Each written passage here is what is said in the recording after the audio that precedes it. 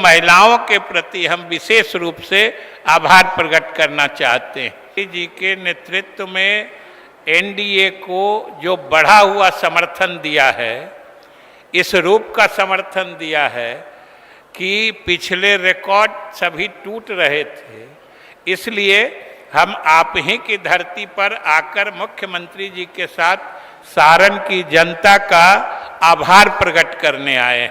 और साथ ही जो हमारे यहाँ पर खास तौर से हम देख रहे हैं कि महिला हमारी माता बहनें और ख़ास तौर से जीविका दीदियाँ यहाँ मौजूद हैं, आप सभी को तो हम सरकार और एनडीए गठबंधन की तरफ से विशेष रूप से मुबारकबाद देते हैं, क्योंकि महिलाओं ने जो प्रदेश में इस चुनाव में सक्रियता दिखाई, उसका आलम ये हुआ कि जितने चुनाव वैज्ञानिक थे, जितने चुनाव विश्लेषक थे, उनके सारे अनुमान, सारी भविष्यवाणियां पीछे छूट गई और एनडीए अभूतपूर्व जीत के साथ, प्रचंड बहुमत के साथ मुख्यमंत्री जी के नेतृत्व में एक बार फिर से बिहार की सत्ता पर काबिज हो गया।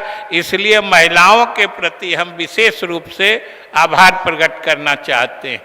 और साथियों, आप जानते हैं कि मुख्यमंत्री जी तो अलग अलग यात्राओं में आपके यहाँ हाजिरी देते रहे हैं, लेकिन ये समृद्धि यात्रा है, ये सभी यात्राओं का चरम है। विकास जब चरम पर पहुंचता है तो समृद्धि आती है।